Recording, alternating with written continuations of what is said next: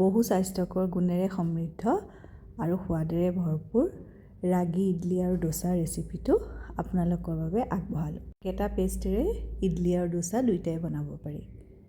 এটা পাত্ৰত 2 কাপ ৰাগী বা ফিংগাৰ মিলেট, 1 কাপ চাউল, বাকলি নথকা মাটি দাইল 1 কাপ, বুট দাইল, ৰহৰ দাইল এচামুচ, চিৰা এচামুচ, মিঠি গুটি এচামুচ, সাবুদানা এচামুচ দি পানী দি 6-7 বাৰ খচি খচি ধুই পেলালোঁ।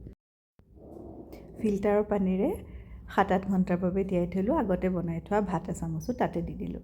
7-8 ঘণ্টাৰ পিছত ভালদৰে ফুলি উঠিল চাউল আৰু ৰাগীখিনি। এতিয়া মিক্সিৰ জাৰত পানীৰ সহায়ত এটা মিডিয়াম কনচিষ্টেঞ্চিৰ পেষ্ট বনাই পেলালোঁ। হাতেৰে 2-3 মিনিটমান ভালদৰে ফেটি 8-10 ঘণ্টাৰ বাবে ঢাকি থৈ দিলোঁ। 8-10 ঘণ্টাৰ পিছত ধুনীয়াকৈ ফুলি উঠিল ঘোলখিনি খুব ভালকৈ ফাৰ্মেণ্টেশ্যন হৈ গ'ল। এতিয়া আন এটা পাত্ৰত যিখিনি ঘোল লাগে সেইখিনি উলিয়াই ল'লোঁ আৰু বাকীখিনি ফ্ৰিজত ভৰাই থৈ দিলোঁ। জোখ অনুসৰি নিমখ দি ভালদৰে লৰাই ল'লোঁ। আনফালে ইডলিৰ প্লেটকেইখনত এটুপ এটুপ তেল সানি ল'লোঁ আৰু প্ৰত্যেকটো সাঁচোতে ইডলিৰ ঘোল অলপ অলপ ঢালি দিলোঁ। আনফালে 5 মিনিট আগতে গৰম কৰি থোৱা এটা ষ্টিমাৰত প্লেটখন বহুৱাই 15-20 মিনিট সময় ষ্টিম কৰিলোঁ।